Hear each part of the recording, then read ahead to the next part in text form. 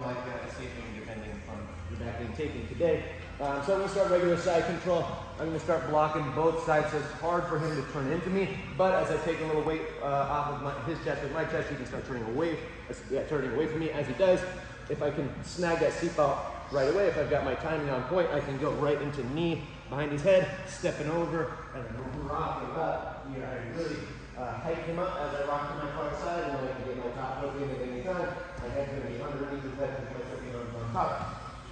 Nice little basic chair sit. From there, review for everyone. So right here, if he turns all the way away and gets all the way to his knees, and I miss that opportunity to get the seatbelt, I can still follow him or kind of ride him up like a surfboard on a wave here, and I'm just going to push my knee in between his elbow and knee. And as long as I can do that, then I'm still in business. Especially if you were here last month where we went over back crucifix, if I can trap this near arm, awesome, I'm good to go. If I can't trap this near arm, it's because he's pretty highly defending the back crucifix, in which case I can switch my right knee out and replace it with my left foot. As I do that, once I do that, I like to time it well, so right when I bring my left foot in, I can just drop and pull his lat towards me and create a little pocket for him to fall into. So I've got a deep bottom hook, get my top hook in at any time. I've got a seatbelt grip, my head is going to be above his head now with my choking arms on bottom for this back kick. Again, right here, he turns away, I miss the immediate seatbelt chair sit entry, no worries, I'm right here. I'm going to try to trap. Now if I can trap that arm, awesome. The easier this arm is to trap for a back crucifix, the harder it might be to get my hook in for the back take. And so I like to have the back crucifix entry as a plan A, personally. And then you can switch slow motion, drop and pull him back. Or let's say I did this and maybe I'm not as speed-based here and I would rather just go nice and controlled. So I'm gonna go foot inside, and now I can go Kimura grip, step, pull, get my second hook in, get that choking arm in, and I'm good to go. Or another option, which is that's a little bit more kind of jiu-jitsu option, I suppose, and then this one would be a little bit more wrestling option.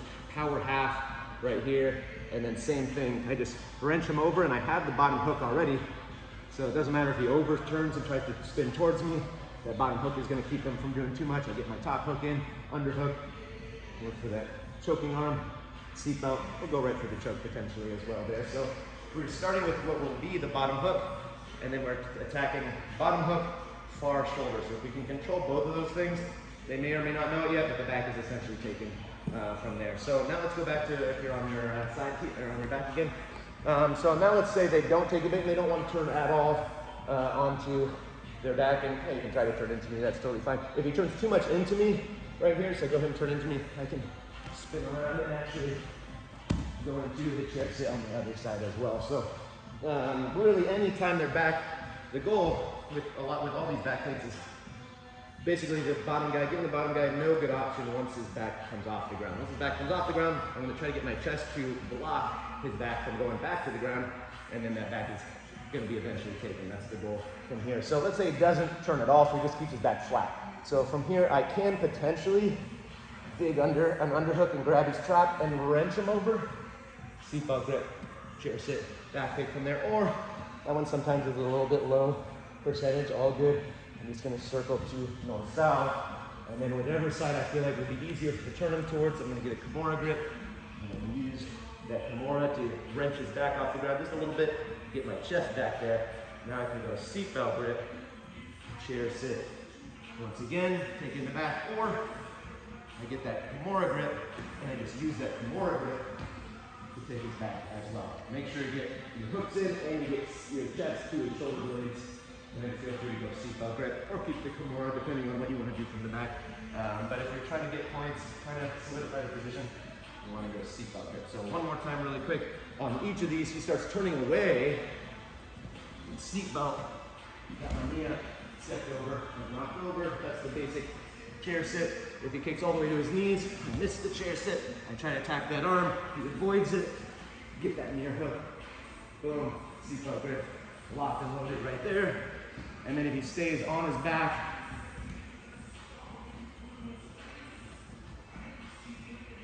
to the back right there. Those are essentially the 3 versions. There's some other little kind of variations mixed in there. Feel free to keep it as simple as you want and just do the basic turn away, seatbelt, chair sit.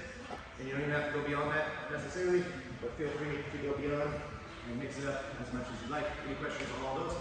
This is a little bit dangerous or a little bit sketchy if you're not used to it, if you don't know what you're doing, is I'm going to let my bottom hook out.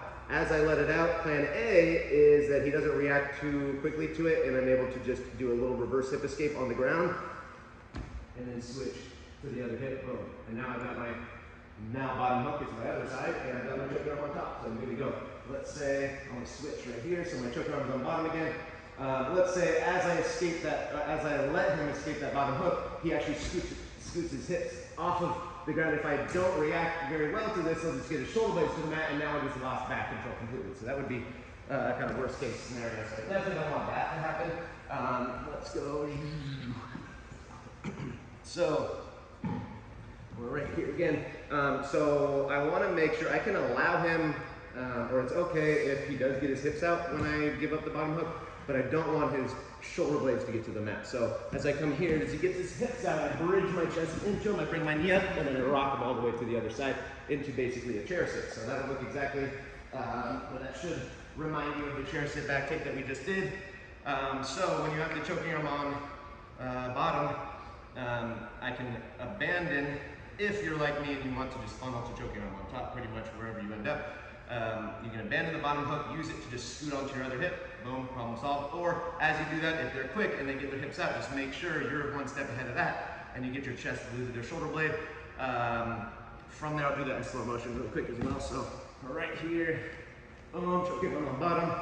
As he gets his hips out, I bridge, I push off the ground and bridge my chest into him. Now I'm going to put all my weight into my elbow or shoulder to bring my knee behind his head. So that's an important step. And now from here, it'll look exactly like the chair sit.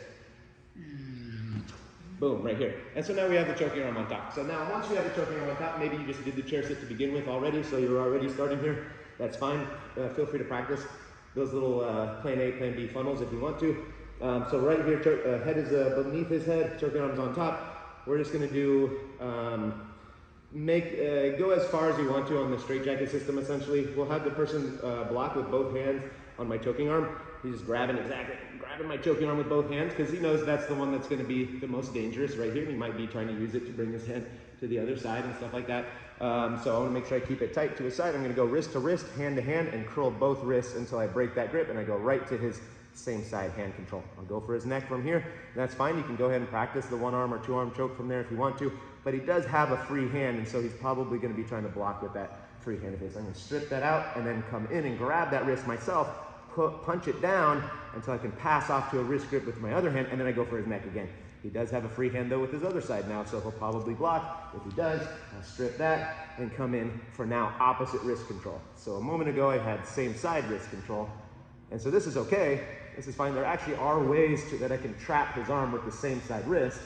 It's possible, it's just harder, it's a little lower percentage to do, so it's often worth going through the extra couple steps to get to here, because now I get this diagonal angle with him, and now it's a lot harder for him to avoid getting his arm trapped, and a lot easier for me to reach his arm with my leg when I have the opposite arm controlling it. Once I get this, I trap his arm, I trap my leg behind his back, which traps his arm pretty effectively. I'm going to switch back to the hand control, and I want to make sure I'm about ear to ear, as close as I can be.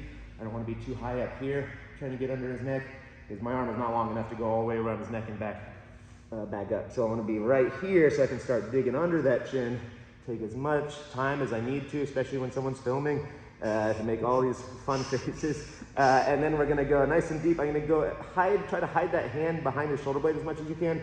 And then I bring my chin over my wrist. Don't do this. Try to avoid this. Everyone wants to do this. When don't be shy about the limelight here, about the filming. Don't hide your face. Go chin right over that wrist. Boom. And then elbow down and elbow back to finish. But I keep pressure with my chest, shoulder, and head forward. And just my right elbow goes down and goes back to get the finish right here. If I'm here and the guy is resisting in any way, usually it involves some sort of bridging into me. And so what that can do is allow space for my left arm to come out and go right into a full rear naked choke as well. And now from here, it can be game over. So you can finish it one arm. It's good to practice being able to finish with one arm. But generally, the person on defense is not going to just be hanging out there waiting to get finished with one arm, and they're going to be bridging, bucking around, and so that'll give you plenty of room to get that other arm free and go into the full rear naked choke. So let's say he turns here, I get this position right here. Oh, it's my bad side, it's all right. So from here, I'm going to go ahead. He has both hands on my choking arm. Perfect. I'm going to go wrist to wrist, palm to palm, and curl. Boom, grab that hand, and I attack his neck right away. He's defending. Okay, perfect. If he doesn't defend, and you can practice this with your partner, you can just get some practice getting under his chin and finishing one arm or two arm from just here. That's fine. But if he is defending, I'm going to grab his wrist, pass it off, and then go back to his neck. Oh, he defends this one as well. No worries. I'm going to strip and then come in and grab the wrist. And now I've got opposite wrist control. I'm going to make sure I get a little bit of a diagonal angle, so I'll step on his hip, and I try to get my bottom hook as much over his top thigh as possible. And now I can punch this down, trap, hide it, pass off, and now I've got one arm blocking one arm, my leg blocking his other arm, and I've got my one free hand that's going to just dig under as deep as possible. Try to grab his shoulder blade, not just his trap, which is okay, but try to get all the way to the shoulder blade bone if you can here, and then chin forward, elbow down, elbow back. If you can get this arm out, you can go full rear naked choke as well to get the finish. So feel free to finish one arm or two arms. Yeah, do any back take that you'd like. Just remember that if the choking arm's on bottom, you're going to want to funnel it to the top position for, if you want to trap their arm, basically, you're going to need your choking arm on top, essentially. Any questions on that? We have been practicing that pretty advanced, pretty extensive back attacking sequence there. The straight jacket is that's not like that's the only thing that you could ever do when you take someone's back, and if you get any steps wrong, then it's all over and you're never going to finish anyone. So basically that's the less experienced the guy is whose back you're on, the more of those steps you can probably just skip, and you'll get to the neck a lot sooner than that. So that's totally fine. It's just if you're on someone's back and they're very experienced, at least as experienced as you, or maybe even more, you're probably going to need to be systematically trapping their arms with your arms, and then eventually your leg, to be able to get to that neck. Otherwise, they're going to be so well defended with their chin, with their shoulders, and with one or both arms that good luck ever getting to their neck, unless you start completely taking out both of their arms, essentially. So you don't have to do that completely. I pretty much was mentioning there, between every step, you'll have between any step that your choking arm is free for a moment, boom, try to attack that neck in between every step, because you'd be surprised how often you can skip several steps and get under that neck well before you trap that arm with your leg. With that being said, we're just going to go over one, maybe even arguably more advanced option, which is the back triangle, and then one way simpler option. So two more options from the back. Let's say that Ryan turns away, I get to the back take right here, and then we rotate this way. So definitely choking arm on top is still going to be what we're aiming for. I have the seatbelt grip. Maybe you can practice this some more right here. Just make sure you're going palm up, palm down. So the one that he's grabbing is palm down, and I curl both wrists. I get that hand. I'm right away going for the neck. Sometimes I can just get under the neck right away and finish them. If they're not very experienced, boom, it's probably over right there. So it's only if the person earns the next step by defending effectively and well that then you go to the next step, and then same thing from there until you get their arm fully trapped. Now let's say we do go through the entire sequence. Boom, I attack his neck. Boom, I get this angle, trapping. Maybe I'm a little high. Maybe I go all the way over his shoulder and I can't get back under his shoulder when I trap his arm. Or I trap his arm pretty well, but now he starts shrinking down, making his neck farther and farther from my arm. So it's going to be hard to start going for the rear naked choke. It's going to be hard to pull him back up. And so the farther his neck gets from my shoulder, from my arms, the harder to get a rear naked choke. But the closer his neck gets to my legs, the easier it is to just choke him with arms that are like way bigger than my arms, which is on my legs right here. So I'm just going to attack from here. I'll go two different ways. I'll show to attack with the arms, with the triangle. I'm going to go Kimura grip, and I'm just going to rotate, point my right toes to the air, and lock up a triangle right here. This one is nice. This is the one that I probably do most of the time because I just like this Kimura grip, and relatively dexterous legs, I suppose, and I can get them into position there without using any assistance from my hands. But that's totally fine, so practice that one if you'd like, but you can also, we go through the entire arm trap. So I do need a trap his arm for this one, for the triangle, because I want one of his arms in the triangle, one of his arms out of the triangle. Now from here, I'm attacking and he starts shrinking down. So I can also, instead of going Kimura grip, grab my shin with my bottom arm, grabbing my top leg, and then same thing on a rock to the other side. And now from here, I use my hand to pull my foot up, and I can start locking up a triangle from there. Now, at any point, once I've locked it up, regardless of which one I did, just squeezing your legs can probably get the tap. If it doesn't, start looking to attack their arm right here. So you can go into a Kimura grip, you can start looking for an arm bar. If their hands are connected, yeah, exactly. If their hands are connected, it's easier to adjust this triangle more because his arms aren't defending the triangle in any way. If his arms do start defending the triangle or grabbing my legs, easier to finish the arm. So anytime his arms are not connected, attack that arm for just finishing it as an arm bar, or you can just pull it this way for an arm bar, wrist lock. There's all kinds of things that you can do from there, and keep that threat with the triangle threat as a dual attack, and you'll be doing pretty well from there. It works really well. You can start just forcing the back triangle, but it works really well when you're just trying to go for the choke and they start scooting away from it, which is a good defense from the rear naked choke, but their neck gets farther from your arms and closer to your legs, and you just use your legs to choke them out. With that being said there, we'll go into a simpler option as well that is good for all levels. Much shorter learning curve. So from here, same thing, choking arm is on top. Maybe I just can't effectively break this grip, or I can't effectively get to his neck very well. All I'm going to do is my assisting arm is under his arm. I'm going to, well, I'll still break this grip, but I just can't get to his neck here. I'm just going to come through here and grab a Kimura grip right here with his head shelved on my forearm, and then I'm going to swing my top hook out and over his head, and then I'll come up right here. We'll end up in an arm bar position right here. However you like to break the grip for the arm bar, feel free to mess around with it. You can do some simple options like heel in the crook of his elbow. You can do some simple options like, well, if he's got the rear naked choke grip, I think heel in the crook of the elbow is a nice simple one. You can also switch to your other arm and then hook his legs, slide down. Maybe he's got just a palm to palm, exactly. So you can go, I like to grab that far tricep and just pull everything in and finish right there. And that's only the tip of the iceberg as far as different ways to break the grip from there. One more time on the arm bar itself.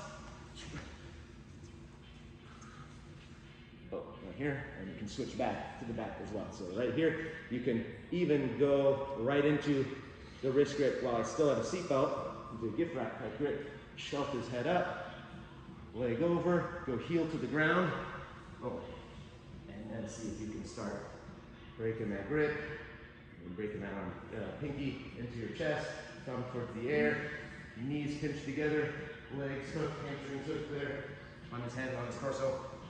Mess around with arm barring that bottom arm when you're choking arms on top, and then feel free to practice if you are getting some success with that straight jacket.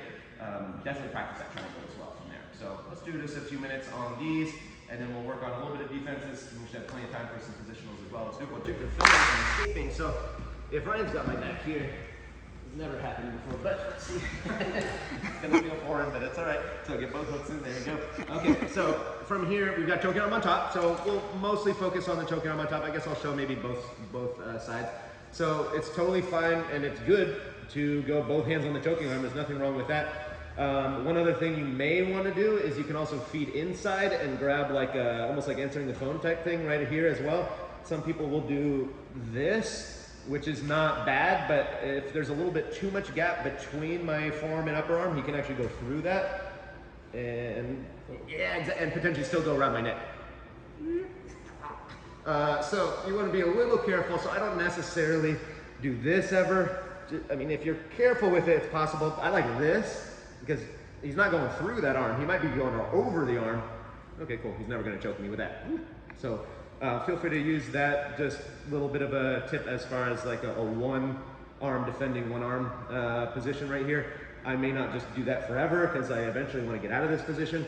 But 2-on-1 is also okay. Just know that they're probably going to try to break this grip, and then you may have to go into some other position defensively. So with this being said though, I don't want to just wait here forever, because eventually I'll get an arm trap or it'll get around my neck or something like that. So his head and his choking arm are on opposite sides of my head. So number one thing is I want to start working on the head positioning battles. Right now he's winning the head positioning battle. I want to bring my head forward and then to the ground right here, so that now his choking arm and head are on the same side of my head. Once I get my head to the ground, it's actually, even if he gets his choke arm free, there's not a lot that he can do without pulling me back up, and then I'm in danger, of course.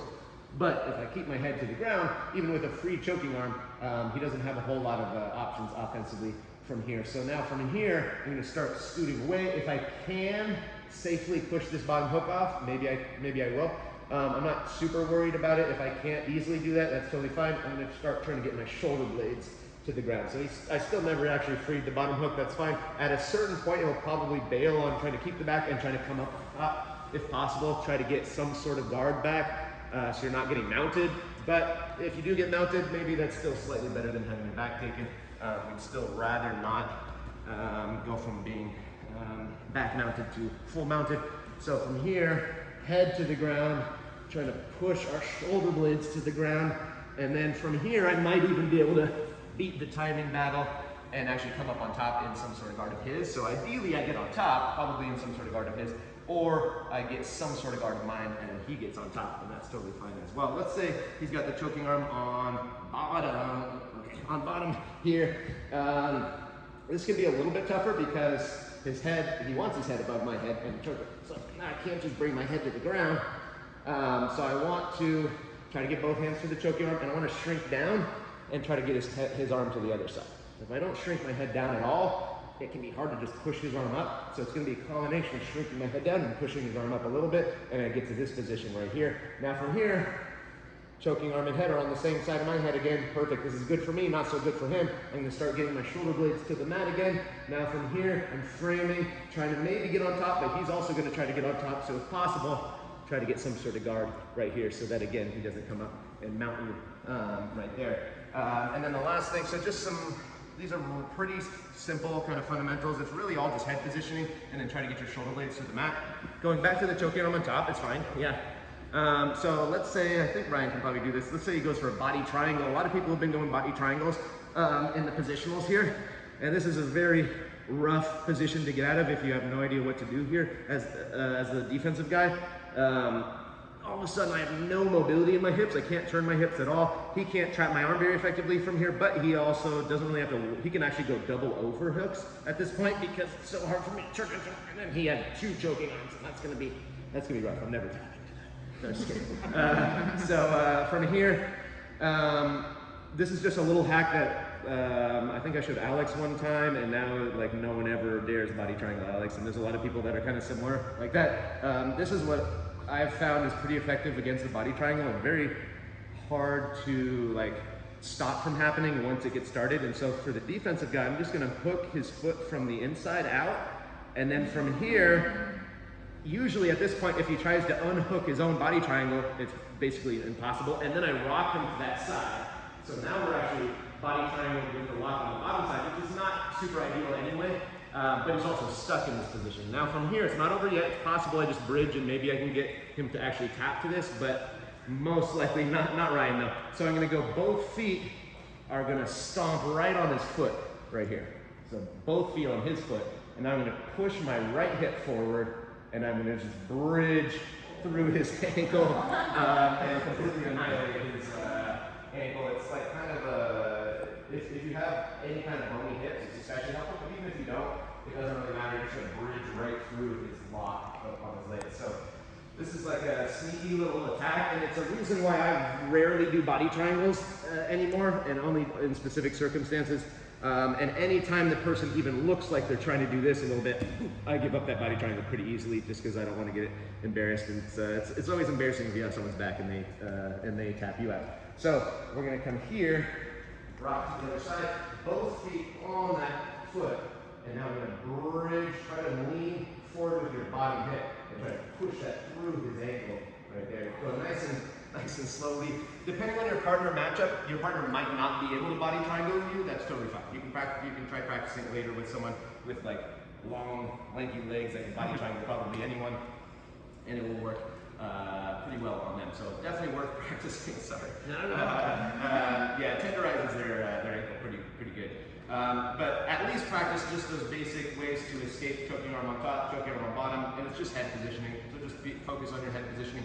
And that being said, the offensive guy, when you're going live, you need to be also focusing on your own head positioning, because that head positioning battle is a lot of the time what dictates who's going to maintain back control or escape back control, essentially, is who's dominating the head positioning. Once the defensive guy dominates the head position, then they're getting their shoulder blades to the mat, and then they're good to go. Just try to avoid getting mounted, essentially, at that point, and you're good to go.